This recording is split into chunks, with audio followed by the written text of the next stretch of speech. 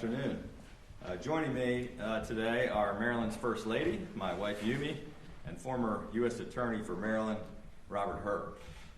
2 weeks ago, the First Lady and I gathered a number of leaders from the Asian American community in Ellicott City as we visited several businesses that were recently vandalized on Lunar New Year. This COVID-19 pandemic has been a challenging time for all of us, but Asian Americans have had to deal with an additional crisis, a sharp and alarming rise of racist rhetoric, vitriol, and harassment directed at them simply because of their race, ethnic background, or national origin. Nearly 1/3 of all Asian Americans say that they've experienced some form of discrimination since the pandemic began. In Maryland, hate crimes targeting Asian Americans have more than doubled since 2018 and rose by 150% nationwide in 2020. That hits close to home for me and my family. Like so many of their fellow Asian Americans, my wife and our 3 daughters have had to contend with some of this throughout their lives. But in recent months, all across the country, we have seen hurtful words and gestures turn into villainization and violent attacks, and many of which have gone unreported and unpunished, including attacks captured on video where witnesses fail to intervene and to help the victims, and social media challenges that actively encourage people to attack Asians. Our Asian American community is facing challenges worse than we've seen in decades. And I've been calling on more leaders across the country to speak out against this threat the way that my wife has. I'm very proud of the First Lady's courage and passion in condemning the attacks against our Asian American community. But as I have been saying for weeks, words are not enough, which is why I immediately directed the Maryland State Police and all of our state law enforcement agencies to increase enhanced visibility patrols and to provide additional protection for members of the Asian community. We issued awareness bulletins in an effort to ensure the safety of Asian-owned businesses against further attacks.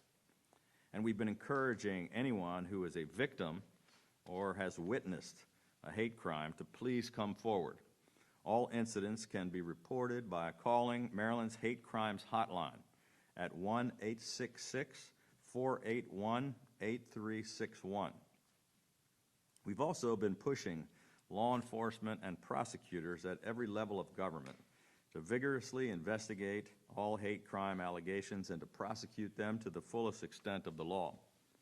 Today, we're taking further action by announcing the creation of an Asian American Hate Crimes Work Group, which will be composed of a wide-ranging group of experts and advocates across various disciplines who will be tasked with developing strategies, recommendations, and additional actions that can be taken to address this rise in anti-Asian activity, to prevent acts of violence, and to support victims and witnesses. And I'm very pleased to announce today that former U.S. Attorney Robert Hur has agreed to serve as chairman of this work group. In 2018, Rob was unanimously confirmed by the United States Senate to serve as the Chief Federal Law Enforcement Officer for the District of Maryland. He spent the past 3 years focusing on cases involving public corruption, national security, and cyber crimes, violent crime and gangs, fraud, and the opioid crisis.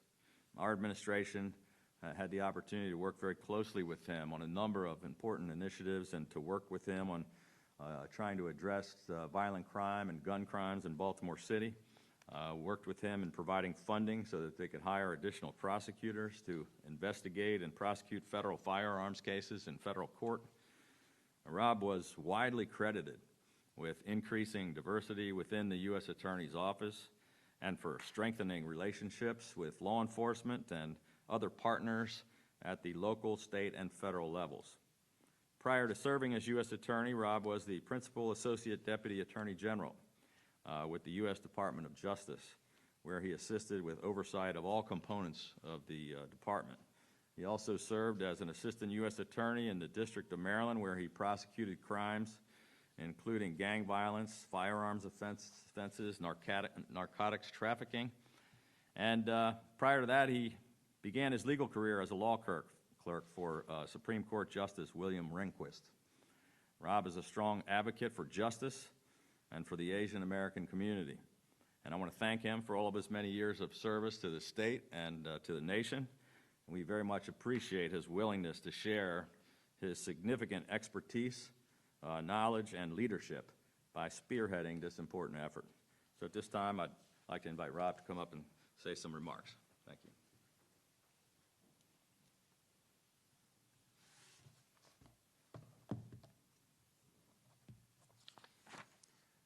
Well, thank you so much, Governor, for those very kind words. And good afternoon, everyone. As an Asian American, I am so grateful to Governor Hogan and the First Lady for focusing attention on the important issues of bias and violence against members of the Asian American communities in our nation. And I am very thankful for the opportunity to be part of the solution.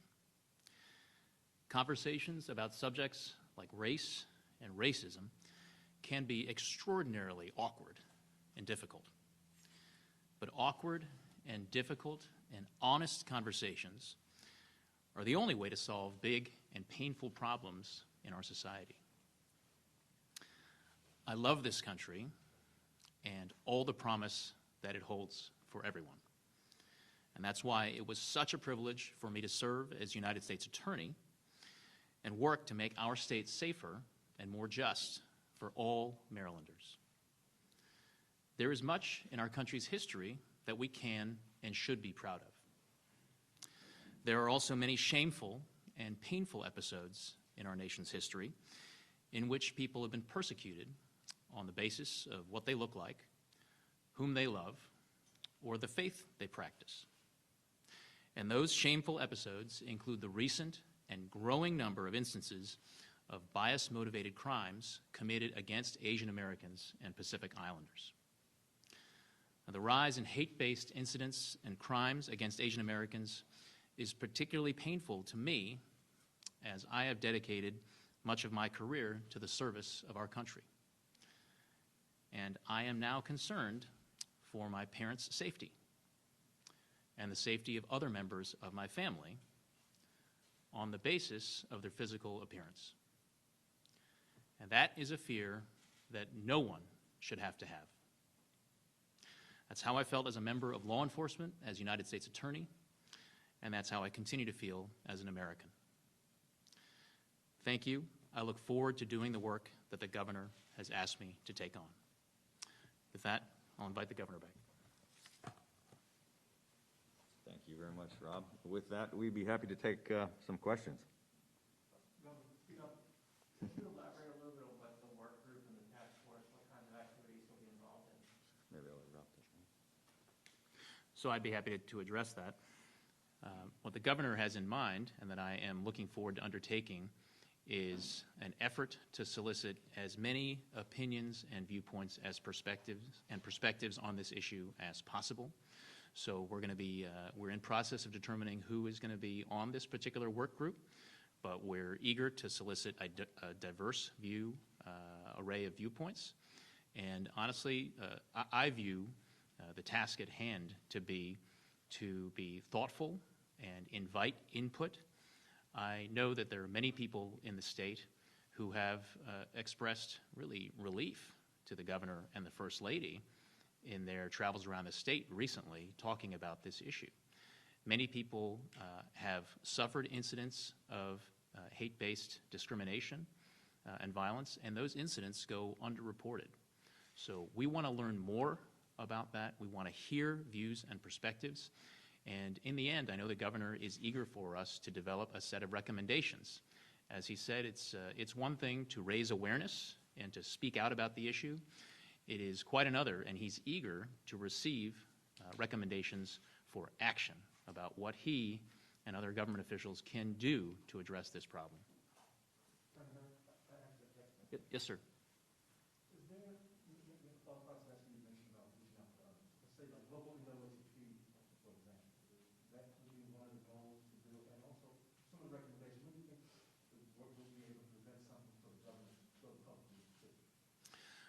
Great questions. So we're still working through with the governor and his team about the timeline. That's another issue that we're going to crack down on immediately and get down to figuring out, in addition to the membership of the group. But you put your finger on a very important issue, which is issues facing the Asian American community in the state and the nation. They're not operating in a vacuum. And as you say, you put your finger on one important issue, which is how the Asian American communities are interacting with other communities in the state and in the nation.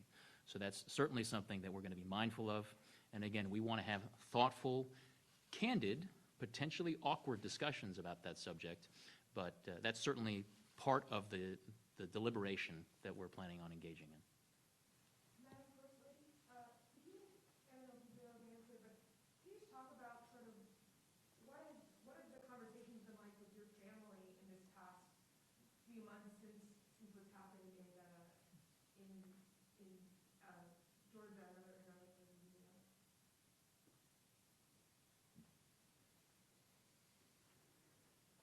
I mean, I hear from a lot of people, my friends, Robert Hur say that some people is not report.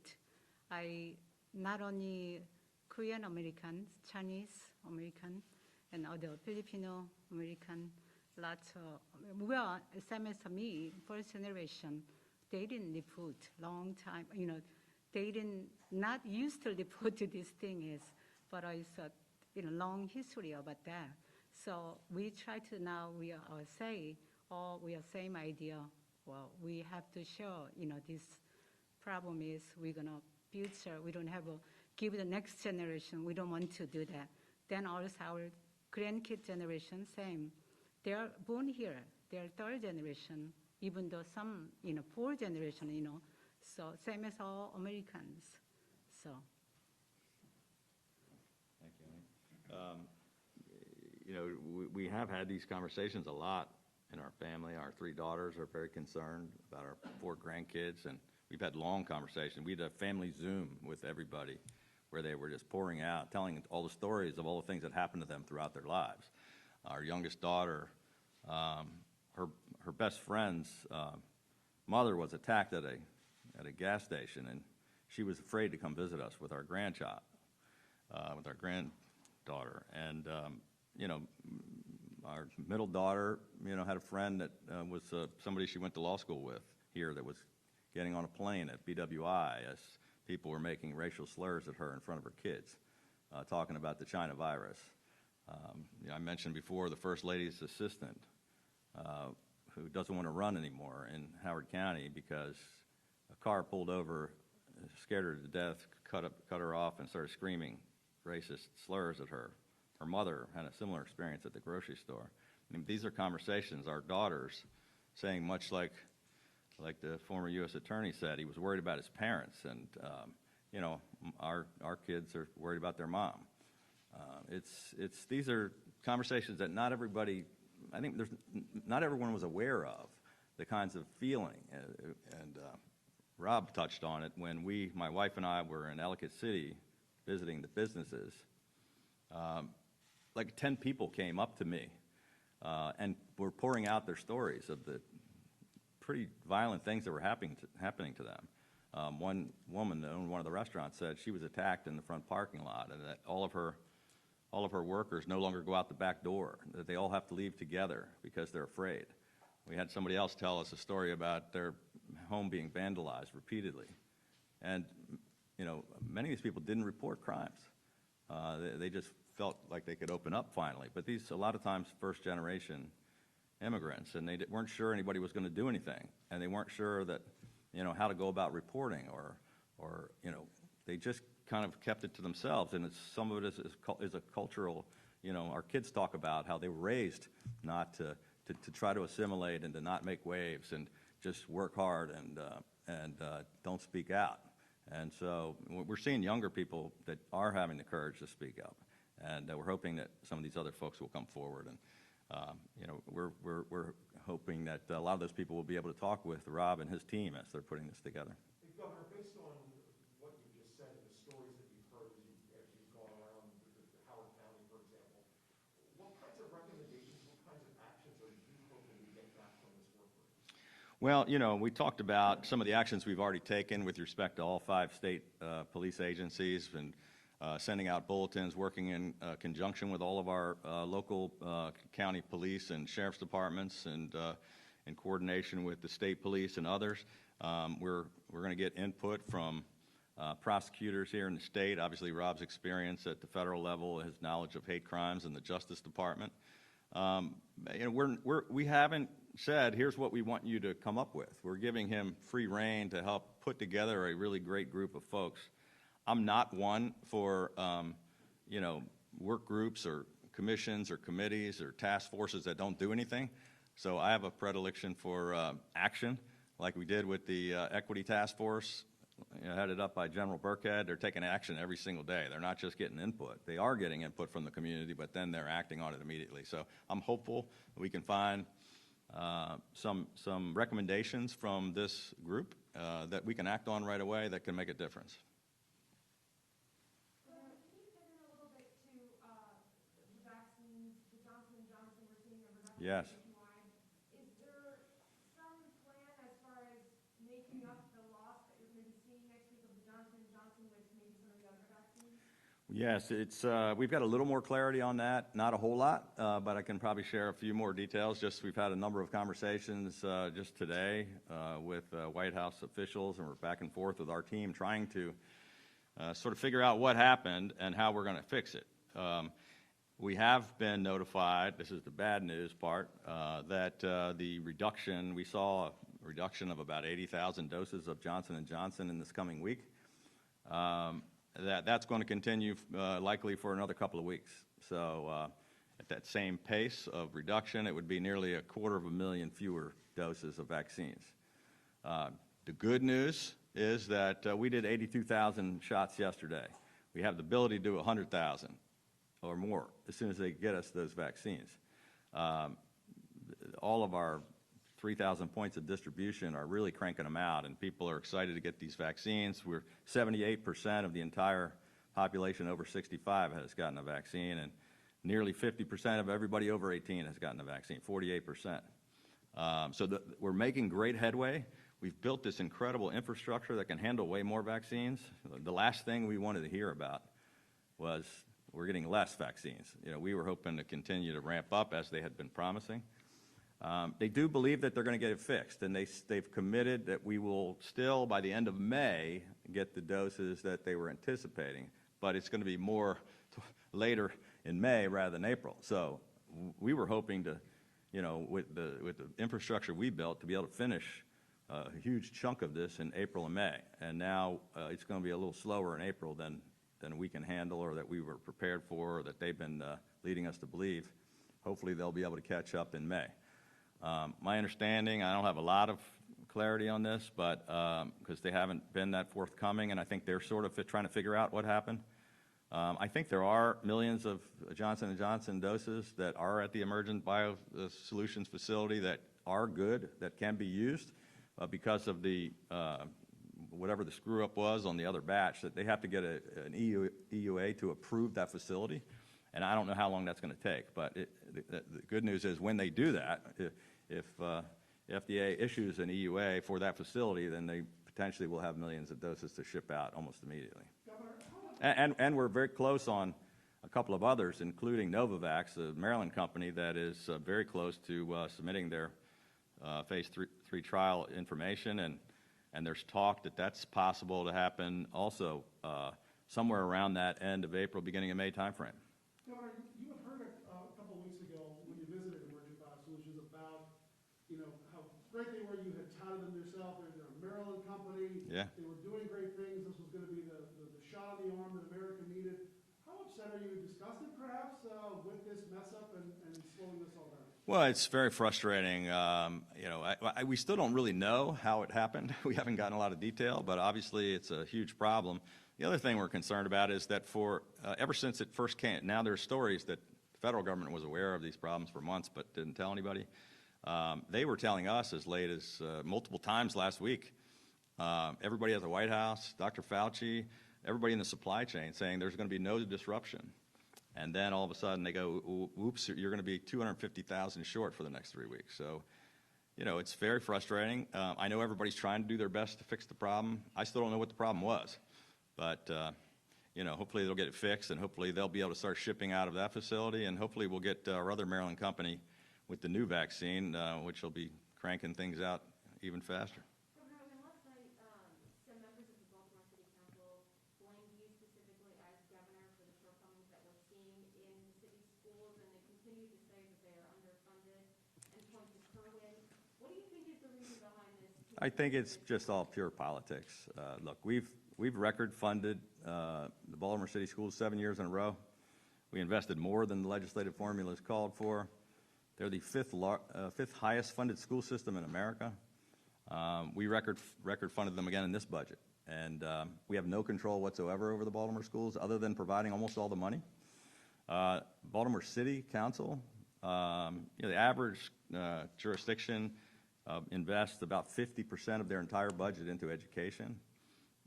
Prince George's County is over 60% of their budget goes toward education. In Baltimore City, it's about 10% that they invest. All the rest is paid for by the state. But it's not a funding problem.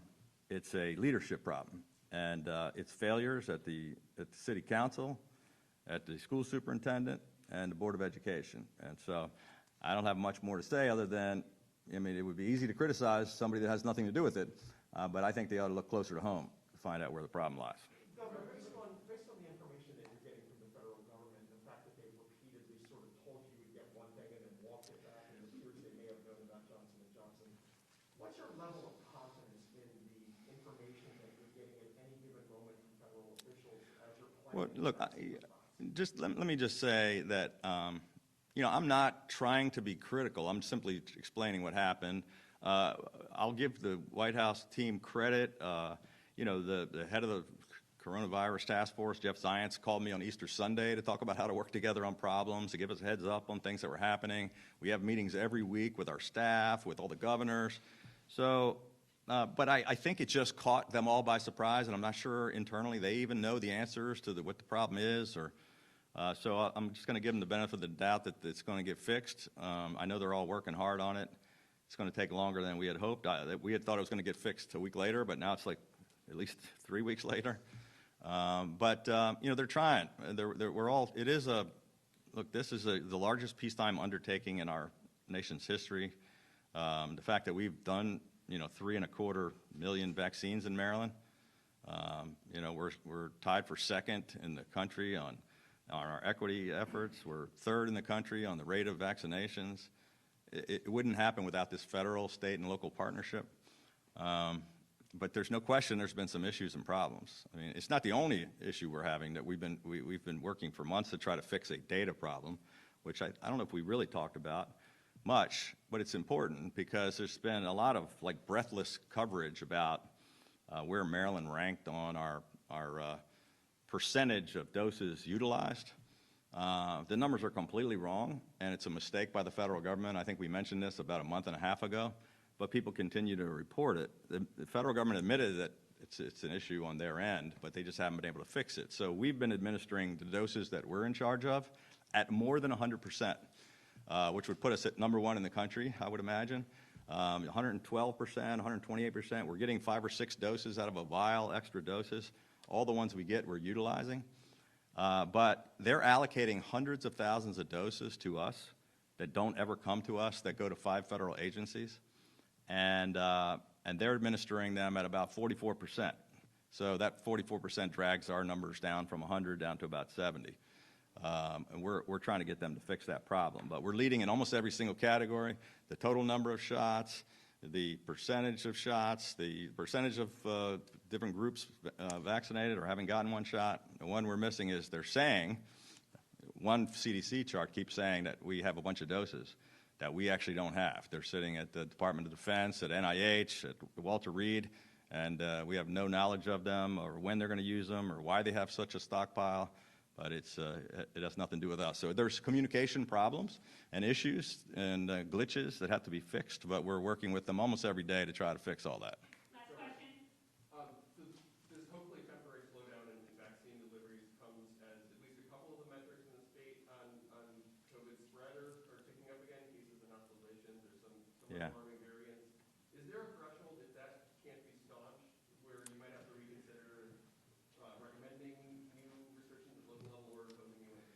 Yeah, it's we're watching that every day. We have really big teams of really smart virologists and epidemiologists and public health doctors and teams that are looking at the data and tracking what's happening around the country and looking at every metric.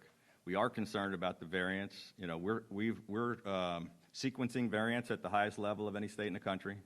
We've identified a number of different variants. Most of them are the New York variant or the UK variant, which is a mutation of the UK variant.